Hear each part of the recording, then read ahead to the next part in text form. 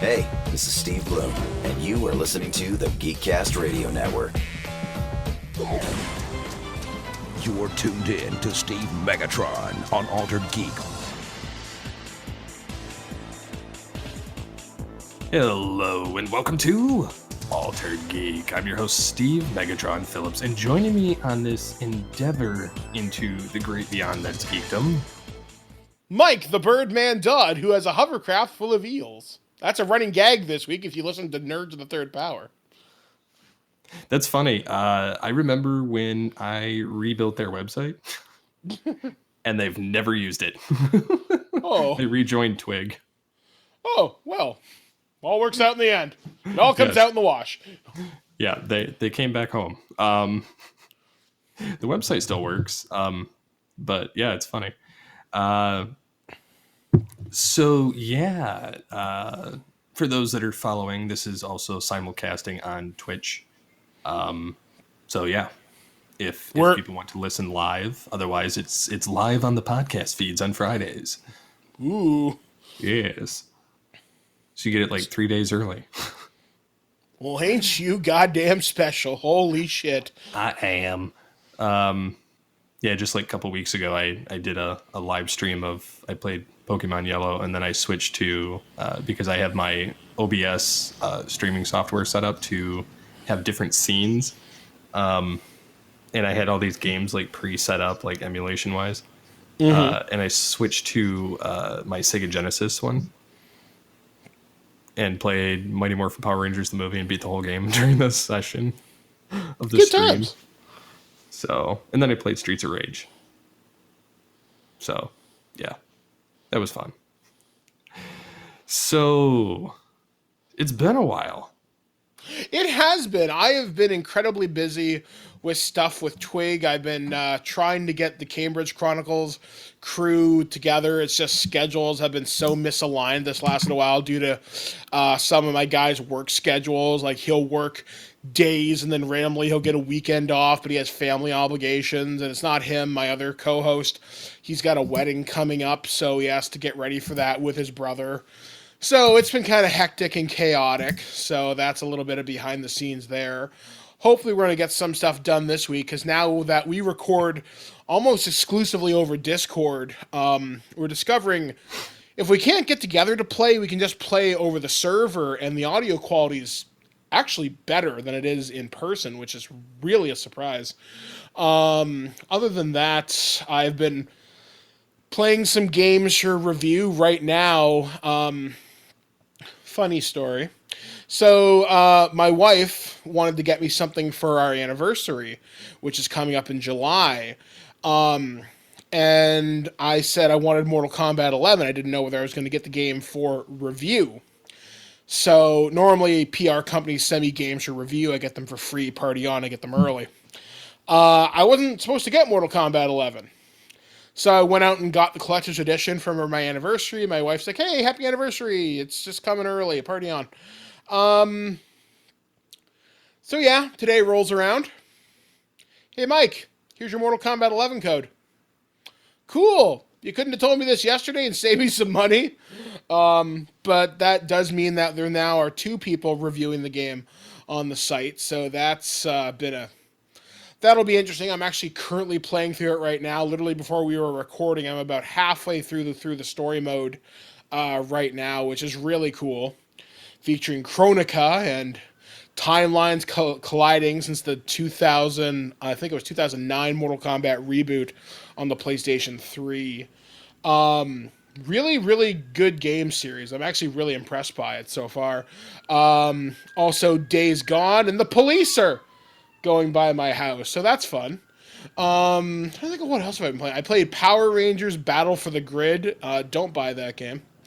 I've gone into many impassioned rants on Twig about that. What else have I been playing? Oh, this game has eaten my life, and I've talked about it on multiple podcasts. This will be the last time I talk about it until I beat the damn thing. Persona 5 by Atlas Software. This JRPG, I've put 70 hours into it in the last week. I'm about halfway through it. That's how big this son of a bitch is. So I'm loving it. I even had an artist on Facebook draw rather a portrait of me from the in-game chat engine, so I look like I'm participating in the chat conversations. So that's really cool. It's one of the best JRPGs I've ever played. Probably one of the best games I've ever played. I'm playing through it on stupid easy because I just want to see the story. And the story has me gripped. It's got a romance option. I have my girl, which is on. I'm dating her now, though the other girls are just as interesting, and I'm kind of sad I can't date them because they'll find out I'm cheating on them on Valentine's Day, so we're not going to do that. Because monogamy, for certain people, is okay. And then, yeah, other than that, I don't think what else is to cast the Altered Geek listeners up to. I found out I'm getting some new toys from Hasbro. Nice. They're gonna be sending me the Overwatch collection. Since I love Overwatch on PC, PS4, and Xbox One, they're sending me Sombra and they're sending me Pharah. And I'm really looking forward to reviewing these figures. They're my two mains in the game. I love playing Pharah and I love playing Sombra. Sombra is Bae. I love her character design so much. And Pharah in her Thunderbird outfit. I've bought it when the game first came out. I've never changed that skin because it looks just so badass. So yeah, that's pretty much what's been going on with me, other than some movie and DVD reviews. That's pretty much been my life since the last Altered Geek. Nice. Yeah, I've been having fun watching everybody complain about internet spoilers in movies, no matter what it may be. And like the two hottest things online right now are Star Wars Episode 9 and Avengers Endgame. And just based on your thoughts of seeing the trailer for Episode 9, what do you think about seeing like the blown up Death Star on Endor, and then or wherever it may be, and the Palpatine bit? Well, it's either on Yavin 4 because Yavin was a gas giant, so, or if it's on Endor, Endor was also a gas giant, so it would be the Forest Moon of Endor. Hi, Star Wars nerd here. It wouldn't surprise me if they're gonna steal some stuff from the EU where they had the clone Palpatine sort of thing, because there was a thing where I think the series was called Dark Empire. I think it was Dark Empire 1 and 2. I have the comics. So yeah, it wouldn't be surprised if they're stealing some stuff out of that playbook. In which case, I'm totally cool with. Though I would much rather have seen the Timothy Zahn Thrawn trilogy brought to life as opposed to what we got with these new saga. I don't even know what the hell we're calling these new 3 movies. Because there was the prequels, the original saga, and then blank. I don't know. Truth be told, I wasn't blown away by the teaser. It was like, okay, Rey jumps over a TIE interceptor. Lando's looking real old here. There's a Death Star, I think. See, I don't even remember that. It was a Death Star. It was the one with Palpatine in it. Oh, so yeah, it would have been on the Forest Moon of Endor then. So I'm like, okay, sure, that's a thing. Honestly, I was more interested for the stuff for The Mandalorian that came out of Star Wars Celebration. See that? I didn't even really care all that much for it, but I think it's because I'm more invested in the films, and it just, at this point, doesn't matter for the other side of it. Mm-hmm. Until there's nothing more with the films, which they're going to be taking a break, so they say. Yeah, until they realize, hey guys, these movies make money. But yeah, I'm kind of looking forward to seeing what they do with Episode 9, considering that they're having the Emperor return to some capacity, whether it's through body hopping or clone technology, or there's been some insinuation that he may have purposely taken over the body of Snoke. Which At one point, and then body hopped to like Kylo. Snoke was such a lame bad guy to begin with. Honestly, Snoke and Count Dooku and Darth Maul. Basically, anybody who wasn't Vader and Palpatine has been such shortchanged as villains. Even Kylo Ren, he just looks cool. There's no background to him really, or like, okay, he's Han Solo's kid, whoopee-doo. Honestly, that was done better in the expanded universe books, where he was known as Ben Solo or I think it was Ben that went nuts in the EU, and became Darth Tyrannus. No, that was Dooku. Either way, it was done better in Star Wars Legends, I think.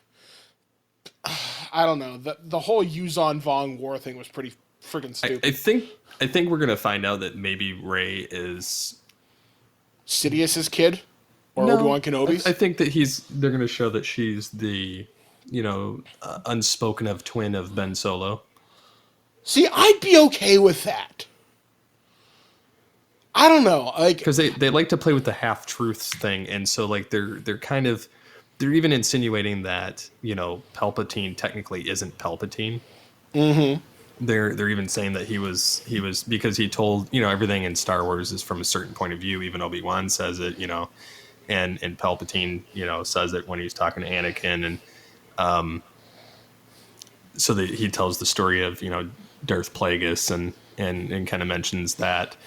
And so if Plagueis figured out how to swap bodies or, take over another body, then technically he could do that. And that's, they're saying that could be a reason of how Palpatine actually came to be, is because, the apprentice taking over the apprentice's body and, body hopping for, more powerful beings. And so that's why like Anakin was being groomed, to be more powerful, and then that kind of backfired when he got robo legs and arms, and so I don't know how much of that is true, but it's kind of funny that they are starting to bring that up, and then they're also kind of saying that the Gray Jedi or the New Order of the Jedi is basically the Skywalker. Yeah, I mean, it's going to be interesting to see how this all plays out. I mean, we'll start to see major leaks come out later on this year. I mean, hell, one of the best sources of leaks for stuff is Lego sets, of all things. No, look at Avengers Endgame and you'll see that too. Yeah, and we're going to be talking a little bit about that today, talking about the culture of the spoiler, because you can talk about it from Avengers Endgame, from Game of Thrones, etc., etc., and it's just been one of those things that's popped up recently, and it's time to have a conversation about it in both good and bad, like how you respect it. So there won't be any spoilers in this episode, so to speak, except for stuff that's like 10 years old, because you've had 10 years. Shut up. But nothing for more current stuff like Game of Thrones or of Avengers Endgame. So I guess we'll kind of jump into that topic, because as you guys know, with the internet, nothing is secret, at least for very long, with Pastebin, 4chan, Reddit, etc., etc.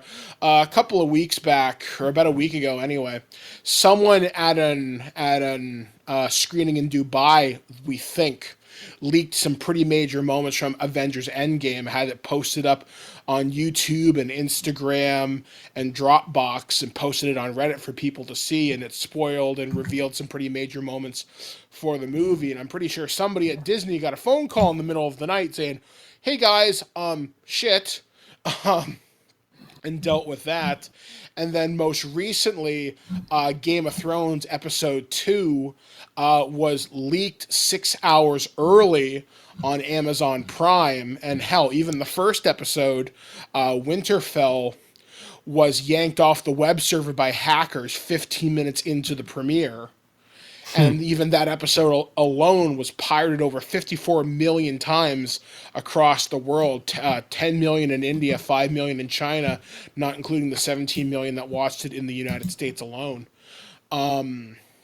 So it's time to have a conversation about spoilers and the etiquette thereof. Because I remember this first coming up with people talking about spoilers for Walking Dead, which, like, ooh, don't spoil what happens to me. And then there was Breaking Bad spoilers, and then it became Game of Thrones spoilers.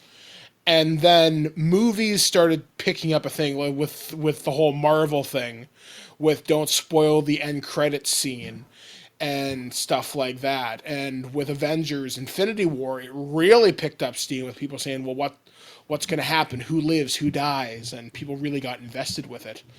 I can't think of many other movies where people get that invested outside of maybe Harry Potter, but the books told everything that was going to happen anyway.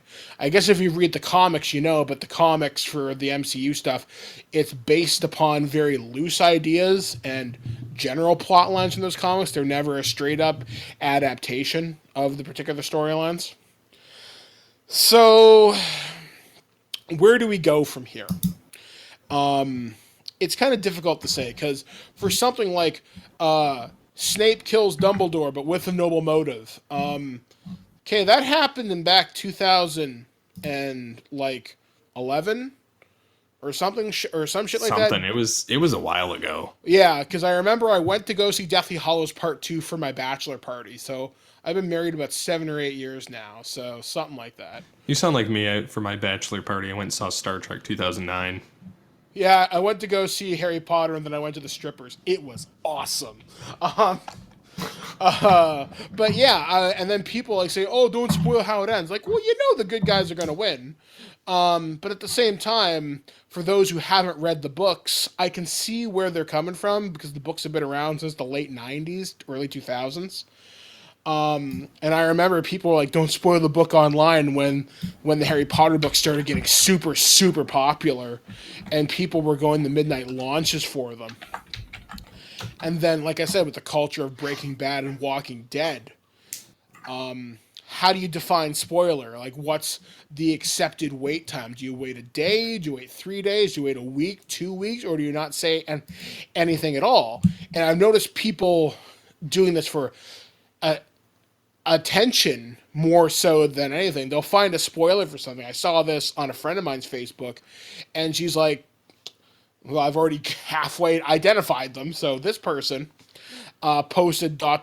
spoilers, and they didn't put nearly enough asterisks, so it was hidden by the Facebook thing where it says see more. And it was a major Game of Thrones spoiler. And I'm thinking, well, you're doing that for attention or you're looking for a fight. I'm glad you're excited for the show, because so am I. But it hasn't even... The film's not even cold, man. It hasn't even been like half an hour. So what do you do? And I guess I throw that question to you, Steve, is what do you do in this era of social media and all these websites where you can get instant gratification to find out what's going on?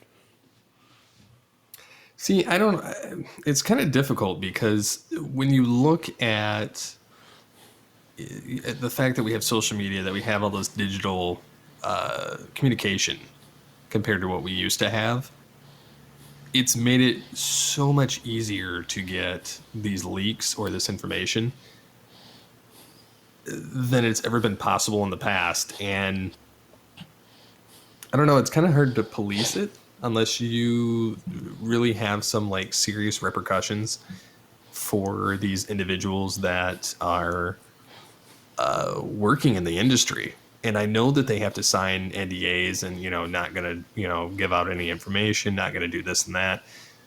But it still happens. And I'm sure some of it's not malicious. Some of it's probably like, hey, dude, look at this. This is awesome. This is, look what we've been working on. And then that person shares it, and then it gets, spread worldwide, and you're kind of screwed then. But it's kind of difficult because on the one hand, there's really no way to keep it out of people's hands. And honestly, I'm surprised it's taken this long to get out. Like, in general. Especially with, like, Endgame, for instance. And, they've been keeping everything pretty hush-hush on a lot of things, whether it's the new Star Wars and, the whole Palpatine thing or the, Endgame. And I don't know. I guess I'm not really surprised that this information gets out there like weeks before it actually comes out. Because I remember, the past 2 Star Wars films, I looked up video and things on Reddit to see exactly what was going to happen. I knew stuff from the novelizations, which somehow sometimes those get to stores before the movie comes out. It's a little less problematic now, especially since Harry Potter and stuff like that. But novelizations of major movies, like hell, you want to find Endgame? Hell, you find someone who works at, is Barnes and Noble still a thing? Yeah, Amazon Yeah, does their online presence. yeah. So if someone who worked at a bookstore, if they wanted to know Endgame, the official movie's novelization, if it's out, you could probably find Endgame spoilers there, for example. Because I know Star Wars, that's how I found out what happened in The Force Awakens. Someone was posting excerpts from the official book. See, I just went on Reddit and then I searched for, the Force That's how I Awakens found leaks. it. Yeah. And I didn't look at it. Like, I looked at anything that had like a physical picture from the film or a physical video. And then I downloaded them all because in a matter of minutes anyway, they were getting shut down constantly. And then I did the same thing for The Last Jedi. And I foresee myself doing the same thing for Episode 9. And I'm not doing it with Endgame because, sadly enough, when these things hit theaters anyway, you can find them digitally immediately, which is unfortunate for the studio, but 90% of the internet is going to go see it in theater anyhow, despite whether they see a spoiler or not. Yes, some people are going to get butthurt on social media, but ultimately it's not going to really make that big of a difference because people are still going to want to see it in the big screen because you get that presence. And besides that, you don't even know. They could be misdirecting with some of the footage that's on Reddit. Yeah, like yeah. Sorry. You don't know. And you don't know what's a real leak, what's a fake leak. Hell, I've read 3 or 4 different versions of Avengers Endgame right now. Yeah, I'm trusting the ones that came out of the Hollywood screening last night. Yeah, I've been kind of I think it's hilarious when these sites write these, no spoiler review, and it's like, okay, well, that's kind of what they should have been anyway, but to get people to want to see the movie. But either way, like, I'm not a person that cares about spoilers, so to me, honestly, it doesn't really matter. I would prefer, like, it always drove certain people nuts that they're like, why do you want to know what happens in the end of the movie? I'm like, so that I know what I'm having to build mentally on the way there. I'm impatient, that's why. With me, Yeah, I'm not straight even up impatient. I want to know what the movie's building up to. Otherwise, I feel like I'm wasting time if there's a misdirection. And at least then it puts me on the path of what's going to happen.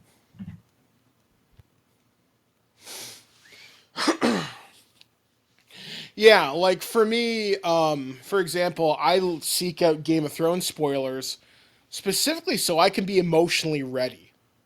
Because that show hits you in the feel something fierce sometimes. Sometimes it's, oh man, that happened to my favorite character, or oh no, this is going to happen, I can't watch. Or there's some brutal violence coming up, and you're just like, oh, what am I going to do here? And I just kind of do it as that, just to be ready. Like you said, to mentally psych yourself up for it. And with Avengers Endgame, frankly, it's impatience. I want to know so badly. I'm willing to have a moment spoiled for me because you know what? It's not spoiling for me. It's getting me excited for it. Like, I actually said this to my wife tonight. Man, I can't wait until Thursday. Maybe I'll just, if I stay up really, really, really, really, really late working, I'll sleep a crap ton. I'll get up, work a crap ton, play the game that I have to review, go back to sleep, and then magically, hey, it's Thursday. I'll be good. I'll be good to go. And I'm literally counting the hours. Hell, because I'm handicapped, I have to book a mobility taxi. I called the taxi company today to book the taxi just to make sure I was going to be there on time. Like, I'm a child on Christmas. I'm just ludicrously I'm 5 according to my wife. Giant toddler. I'm a giant toddler. It's hard for me to be surprised or excited, but for something like like Endgame, I have to know. This is something I've waited 10 years to see. And I'm not ready to say goodbye, but I'm just super excited for it regardless. Yeah, I mean, one, if you've watched anything with it, like you're probably super invested. Mm-hmm. And two, like even if you didn't like certain aspects of some of the films, you're still going to want to know how the entire storyline played out. Yeah, exactly. I mean, I've been with this franchise for what, 22 movies now? I gotta know how it ends. It's surprising it's been that many movies, to be honest, but in like I would say about half of them have been actually good. I'd go 3/4 of them, but yeah, there's been some hits and misses. Yeah, there's been quite a few I haven't cared for, but yeah, I mean, I'm looking to see how they do away with Thanos at the end of this, and I know that there's a lot of time travel, timey-wimey stuff, kind of playing in some of the other playgrounds of different Avengers films. So, which that's nothing nobody, already didn't know. But it'll be interesting to see how they actually take it out at the end of it. And I'm not really, honestly, that surprised with some of the stuff I've read, if it's true. Although that does kind of bring up a more interesting fact, the fact that the Russo brothers and other directors are following this suit. They're shooting footage specifically for the trailers to misdirect people so they can't do spoilers. The most famous example of this that I can think of was in the Avengers Infinity War trailer. They had all of them running towards the camera in Wakanda, and they had the Hulk there. The Hulk wasn't in Wakanda. Sure, he was in the Hulkbuster armor, but that was Dr. Banner. That wasn't the Hulk all fully green and mean. That was shot for the trailer specifically. So misdirection is another thing to take into consideration of spoiler culture. And the Russos have openly said some stuff you see in the trailer will not be in the final movie. We've removed actors from scenes, and these scenes, anything in the Endgame, or the Endgame trailers rather, is only from the first 15, 20 minutes of the movie. And that certainly says something, that they can cut a trailer from just that little. But then again, this is a 3-hour epic. And that's something to say about the Marvel Cinematic Universe. This is going to be an actual epic. This is not just a movie. This may be overstating it, and I'm sure someone will get pissy at this. This is like the cinematic equivalent of Ben-Hur now, or the modern day Lawrence of Arabia. A lot of people are calling this already a masterpiece, and I'm not comparing Endgame to those two previous cinematic masterpieces because they're on a different level altogether. My point I'm trying to make is it's an event film. I read something today where AMC theaters, some of them will be staying open 24/7 to show Endgame. That's huge. I've never heard of a movie ever doing that before. I remember theaters would stay open to show showings of Titanic. I remember when Avatar was a huge thing, but I can't remember anything that's made this much of a cultural impact in like 20 years outside of maybe Harry Potter.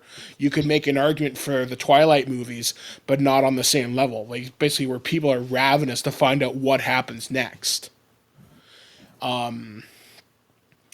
And like I said, it's leading to that conversation of, well, what do we do now about people that are willing to wreck the experience for others? Because the Russos even penned a letter. It says, don't spoil Endgame. It's like a hashtag on Twitter right now, I think. And I don't know what you do about it other than go into social media exile, which in this connected world,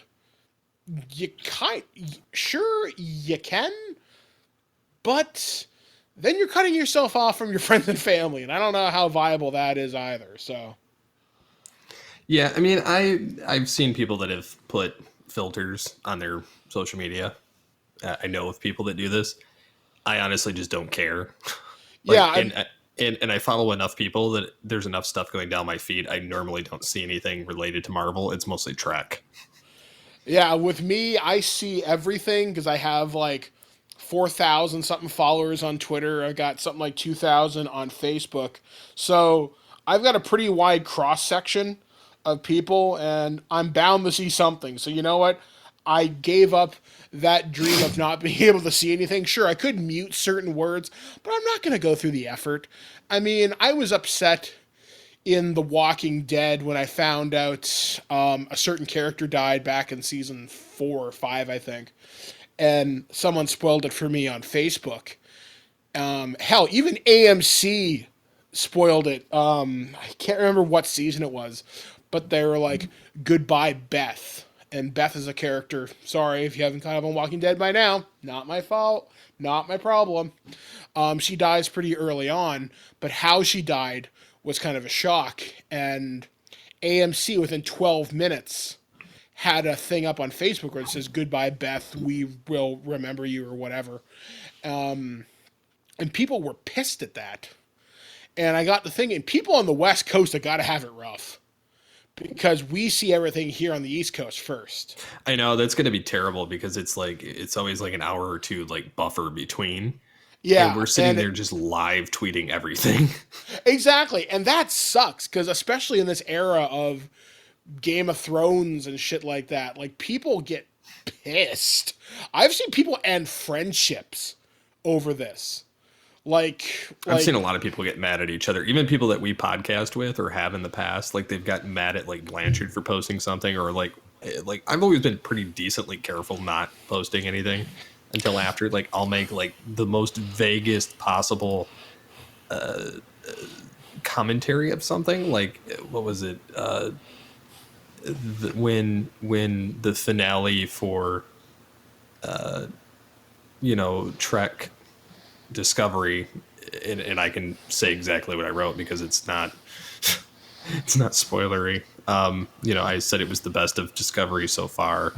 And it's really, Pike, there's nothing new of this, but Pike was always signed on for just one season, so it's not it's nothing that's out of the ordinary. And I said it was I'm sad that we're losing Captain Pike and the Enterprise crew adventures, and would like to see them get their own show too. But, we'll see. This was the most solid season, though, and wrapped up so much to appease and not take away in the slightest. And that was, my overarching review without actually giving any spoilers, like, after watching it. And, a lot of people agreed with that. And I thought that was kind of the best way to say it without going in any kind of detail until, like, hours after. But... I mean, some iconic sound effects come back, and you'll see some key elements, but I can't wait for you to finish it more so than anything else, so that I can openly talk about it on the podcast. Yeah, I mean, I've read bits and pieces, but I don't understand what I'm reading. Yeah, and so like once you really like the two key elements, I really want you to take away from it, because there's a little bit of filler, not a ton of it, but there's a little bit of filler in there. There's one episode that centers around Captain Pike and getting a time crystal. And you'll know what episode that is because he has to go to like a basically Klingon world that's the Klingons don't go to, like no one is allowed to go to because they guard the time crystals. They're like exiled Klingons that guard it. And then the last episode of the season, because it's like 100 and it's not, well, it's like an hour and change in 10 minutes instead of like the normal like 40 minutes. Yeah. So they tacked on a little bit extra time to it, and so it's like I said, it's a lot of stuff to take in, but they actually fix canon in the last 10 minutes. That's interesting. That I'm looking forward to seeing what they actually do with this, because I've heard people say, yeah, they actually fixed it. So I'm like, okay, well, this opens up exciting possibilities. They completely realigned canon, and for that reason alone, like I'm really looking forward to when you get to see it. because that's going to be like kind of the key element of getting to discuss it is the way they went about it and what happens with the crew we've been watching for the past 2 seasons and how they reconcile the rest of the series having no recollection. So basically, where do we go from here, so to speak? Yeah, so we're actually getting in uncharted territory. That's exciting, and I haven't said that about a Star Trek series in quite some time. So it'll be interesting to see how the writers of the next season put things forward. Like you said, if they quote unquote fix canon, I'm more invested in taking a look at this sooner as opposed to later. So hopefully next week when my Mortal Kombat review's done, I'll get a chance to dig into it. Yes. I'm trying to think of what else I can really say about the topic of spoilers and whatnot. Obviously, don't be a douchebag. Don't go out of your way to spoil and wreck something for somebody. Let people consume media as they can. Like, for example, there's some stuff in Game of Thrones I would never spoil for someone. Like, I want you to experience the Red Wedding if you're going in for the first time. I want you to know that. I want you to experience episode 9 in season 1, not knowing what happens. I want you to experience that in the most... trying to think how to phrase this. The most unaware that you can be, because it'll be more enriching. And even then, you're going to have to watch it again to really get what the hell just happened. Because I'm watching Game of Thrones for the second time through, and I missed a lot of stuff the first time through, and I'm really starting to pick up on little things now. And now that the season's coming to an end, only 4 episodes left before the series is done, I don't know what's going to happen. But I'm excited for it. But yeah, obviously, there's this great meme. There's this comic that goes around. It shows a guy shit-talking something, and a guy comes in from the left panel, and he puts his fingers across the guy's lips and says, "Shh, let people enjoy things." And I think that's the big takeaway from this is let people enjoy things. If enjoying things means spoiling it for yourself, cool. You can do that. That's totally fine. Because that's how you enjoy it. Exactly. Like, some video games. Sometimes I play with cheats because I want to see what happens, not to be replaying the same section 20 friggin' times over. If that's how you enjoy it, then that's how you enjoy it. Same with your media. If you want to consume it knowing some key details before you actually see the fully realized vision, then that's up to you, and that's fine. Don't ruin the experience for other people. Don't be an asshole. So is what it boils down to. So speaking of that, I'm not sure if this guy's trying to be funny or being serious. But he does a couple of video game podcasts and also a comedy podcast, so this could be totally bogus. But he said he made a tweet. This is just got out of the Avengers Endgame premiere or something. He works at IGN. So I don't know if this is total BS or not. But it says total crap show. Everybody had to go 4 hours without taking a bathroom break. Most couldn't make it. People were running up and down the aisles just peeing themselves. One guy pooped in a popcorn bucket. Weirdest movie of the year. Actually, I can't wait to see what the bathrooms are going to be like. Actually, a little bit of insight into being disabled, and I hate to admit this, but I'll share it with you, the listeners. So going to the bathroom as a disabled person sucks because you have to get in there, you have to transfer off your wheelchair. I use a power wheelchair, which means one side of my thing doesn't come off.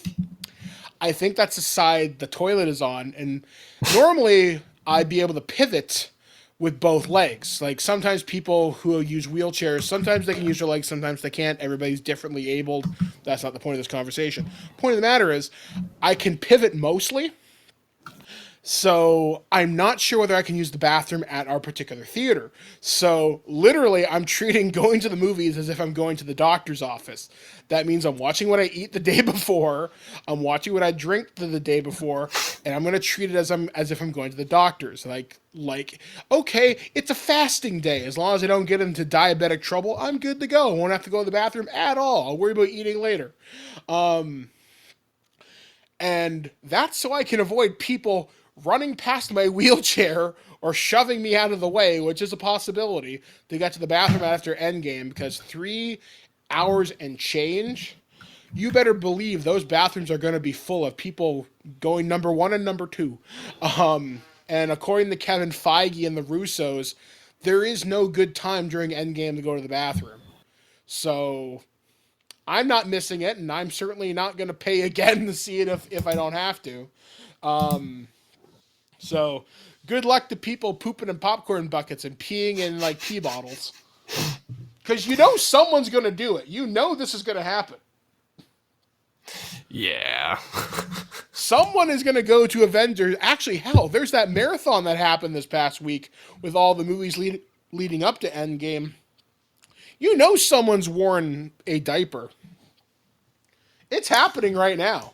Yeah, there's no way I would sit through all the movies in the theater.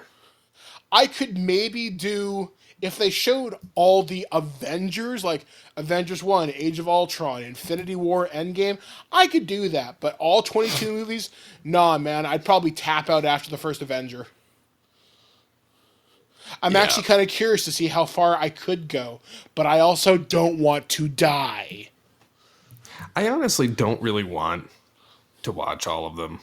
Like, I have a feeling I know who's going to be out after this movie. Mm-hmm. And I have a feeling that it's going to be predominantly most of the original Avengers. That's just... This is without reading anything. This is just, like... Because I've read a few different conflicting things. I don't really know. I haven't physically seen any footage, though. So... But I'm almost positive most of the originals are gone. And that's okay. I think people are going to be pleasantly surprised by this, and that's what I hope people walk out of this movie feeling satisfied. And I hope the spoilers haven't gotten to you. I hope people haven't ruined it for you. In fact, one of the more unusual sources of spoilers, as I mentioned earlier, is toys and Lego sets.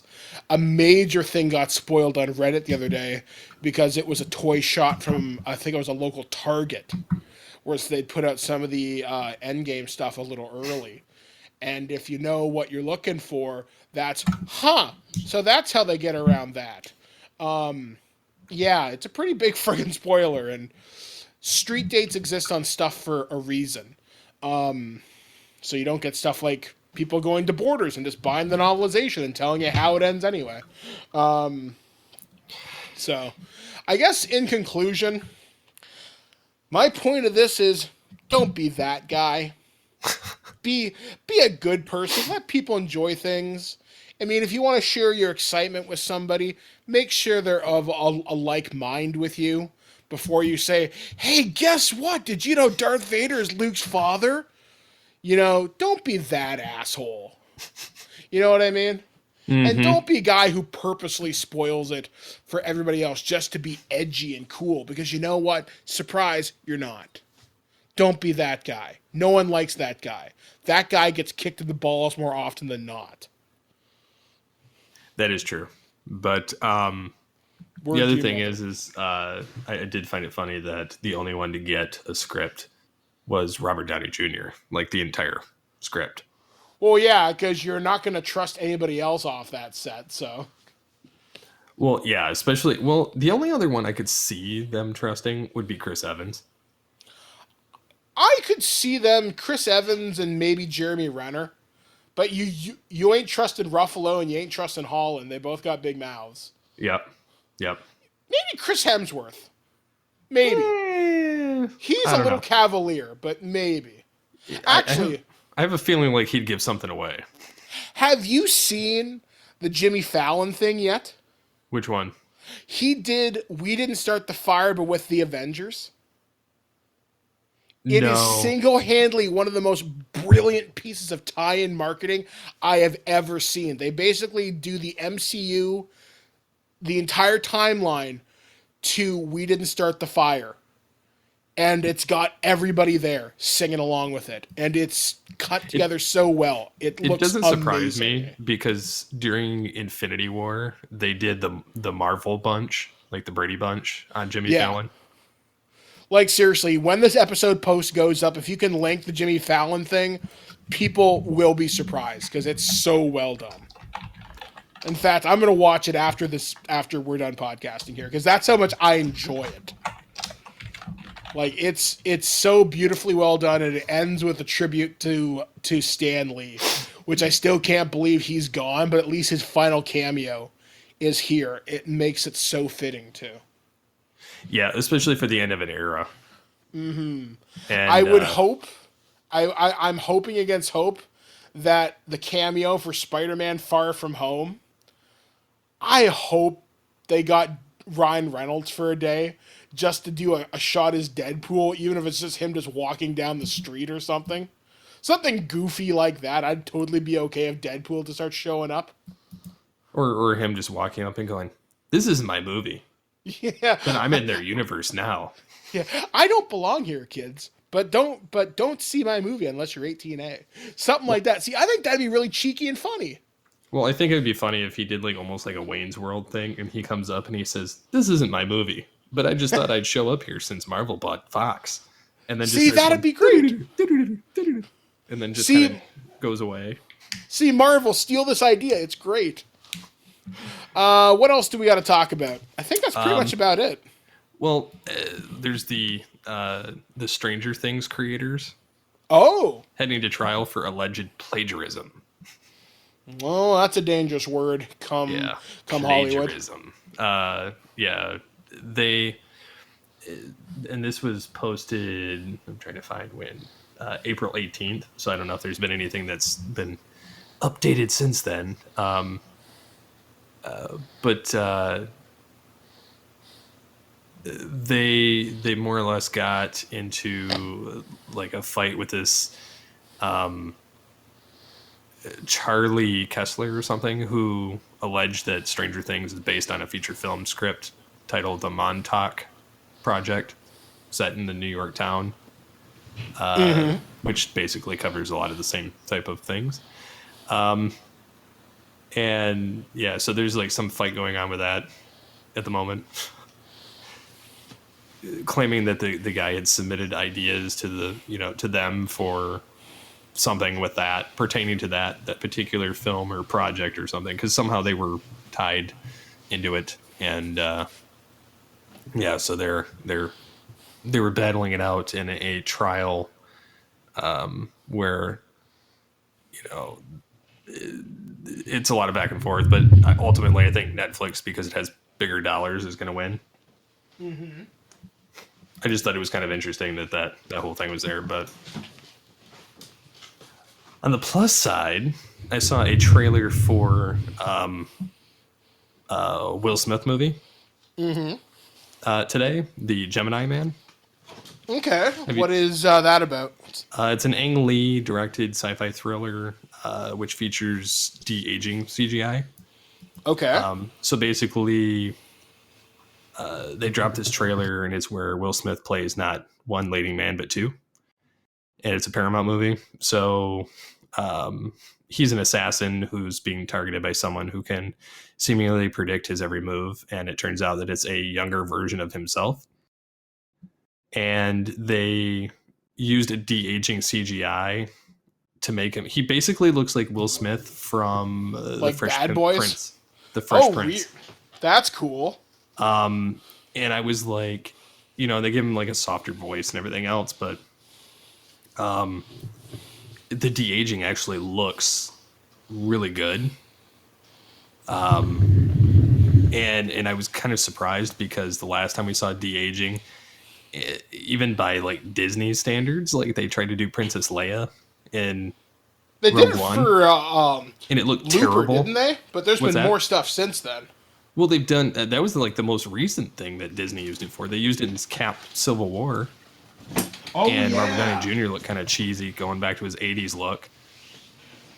But like from his SNL days, like it was kind of just weird seeing him like that. But this was just really well done, which was really surprising to me in this. And it I don't know, it looked really cool. So I was kind of like, okay, this has me sold. Because they cloned Will Smith's older character when he was 25 years younger. So they have like a 25-year-old version of him running around and a 50-year-old version of him running around.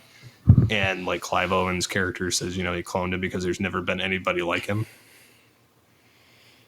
That's pretty cool. Yeah, so I thought it was kind of interesting. Almost like a Die Hard movie, but it's almost it kind of reminds me of that movie that Bruce Willis was in with Looper. Yeah, Looper, I think. Yeah, that was the movie. So it kind of reminds me of that, except it's not time travel; it's just cloning. So I thought that was pretty neat. The only other thing I had was the Sony PS5 details that have kind of popped up, or rumors and speculation anyway. I'll believe it when I see it. Supposedly, one of the big leaks around it is GTA 6 may be a timed exclusive for it, which is a pretty big deal. Well, and they're talking about just it's going to come out and have like 8K supported graphics, which honestly, barely anybody I know uses 4K. Yeah, I think I know maybe 3 people that have 4K out of like the hundreds of people I know that actually game journalism professionally. So yeah, I mean, and I don't honestly, I don't even care about 4K. Like I'm fine if it's just 1080p like HD quality, like the 920, by 1080, like that's perfectly fine for me. I don't care beyond that because honestly, most of my screens, I'm not going to care about that much level of detail. Mm-hmm. And then they kind of mentioned how it's going to have a solid state drive. But Microsoft's already coming out with like a new Xbox One that's going to have basically that. Yeah, I'll be interested to see how the next Xbox stacks up against the new PS5, though we won't see anything until at least 2020 given the current rate. So now you have time to save up. Plus with the PS5 will also have backwards compatibility, which the Xbox One definitely capitalized on this console generation. Which it's surprised to see Xbox lagging behind as the third competitor, as the third console in this generation. Like, I use my Xbox every day. Actually, speaking of that, Blair, can you turn off the Xbox? She just happened to be walking by. And it's PS4, and then Switch, and then Xbox as the consoles generation, at least as I understand it, because I know PS4 has a massive install base. And I'm glad Sony's taking advantage of that. It would be nice if they could have gone backwards compatible all the way back to the PS3, but there is that PlayStation Now service where you stream your games, and I don't like that. I think game streaming, especially with Google's Stadia, I can only imagine that's going to work if you have throttled internet or you only have so many gigabytes. That'll be interesting to see how that all plays out. I don't know. I don't really like the idea of streaming games. Like I get it for video and audio, but like gaming, not so much. But that's also because I think that it's kind of a missed. I think you're gonna miss part of it. Just like it's already difficult enough gaming online, like streaming online, to have things not have a lag. And adding the fact that the entire game is streamed online, like it's just I don't see it. I don't see it taking off as well as what they're probably foreseeing. It will never catch on in the fighting game scene because input lag is real. Or it won't catch on with competitive shooters. Stuff like Assassin's Creed, like it's already shown Assassin's Creed Odyssey running on it. That's cool. I think that'll work, but there is noticeable input lag. So it's not going to kill you most times, but if you're playing something like, say, a Mass Effect or Even like I mentioned, Persona 5, it doesn't really matter for stuff that's more turn based. I don't know. I think there's still a lot of bugs to work out. They say it's going to launch, I think, later on this year. I'm curious. I'm not going to buy it. I have a friend who works at Google, so maybe I can get a discount on it, but I don't know. I'm not holding my breath. As for the PS5, they've already said it's not going to launch this year, so you don't have to worry about Broketober and November right now being a big deal, but you're going to have to start saving up sooner as opposed to later. Probably running, my guess is about $600 for the console, so I'm starting to save up now. I'm not even sure what the next Xbox is going to cost. I just know next year's going to be very expensive. And we're going to see a lot of cross-platform titles for at least a year or two while they phase out the Xbox One and the PS4. Because this console generation started back in 2011, 2012. So it's hard to believe these consoles have been around for that long. I still have my original Xbox One launch console. Wow. Yeah. I only have one PlayStation 4 now because I traded one in to get a bunch of games last year. Plus, I don't live in the other room anymore because handicap. So I don't need two consoles in the house anymore. I know, first person problem, but anyway. I don't know. I really hope the PlayStation 5 lives up to the hype. I don't want to get a 4K TV, but I have a feeling it's going to be necessary with HDR and all that thing because games like Spider-Man and God of War looked amazing in 4K with HDR. So, gaming's an expensive hobby. But it sure beats PC gaming, and that's a hill I will die on. I hate PC gaming. I love PC gaming, but I use an Xbox 360 controller, so like for the games that it matters. Like if I'm playing in, like MMO or something, I use keyboard and mouse, but if I'm playing, first person anything or racing or anything that I could possibly configure the gamepad for, that's what I use it for. But I'm guessing you're not playing at super high max settings for everything. No, but that doesn't matter to me. Yeah. I'm saying those hardcore PC gamers who have to play Fortnite at like 120 frames a second and all this other ridiculous... Oh, my dad all these does numbers. That. My dad does that with Battlefield. He's got a liquid cooled machine. Like for his graphics card, runs dual graphics cards and stuff and SSDs and, high frequency rates on monitors and stuff. And so like it's insane. Like I don't care that much. Like I'm a PC gamer, but like at the same time, like I don't have the money to throw away on like high end parts. And so that's what I like about console gaming. I buy it and it works. Yeah. Well, the thing is I haven't upgraded my computer in 5-6 years. And the best part about it is it still runs everything. But it can't run everything at max settings, and that's the benchmark these days. Most of it can run at high settings. It's most of the bottleneck for me is when I have to play online. It's my your processor? 25 megabyte internet. Oh my god. Well, that's the cheap thing. Like it's like I would love nothing more than to get the 100 megabyte again, but that's a lot more money. I was going to say, how do you survive? But then again, I live online, so I stream everything. Well, it works. It works great. I mean, considering, but still, I would prefer to get the 100 megabyte if I could get the price low enough. It's been a number of years since I've had it, and I've felt the difference. So, but I think that about rounds it out on this episode of Altered Geek. Yeah, I can't think of anything else I really want to talk about. I mean, other than the fact, like I said, I'm playing a lot of video games these days. I'm really enjoying the RPG genre again for the first time since probably Final Fantasy 7 and 8. So you can tell how long I've been away.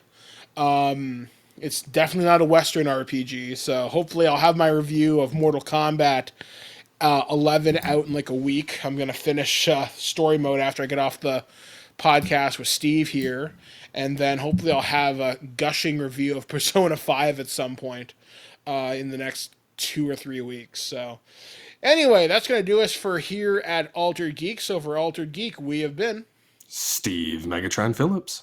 I've been Mike the Birdman Dodd saying, get altered, get geeky with the Altered Geeks.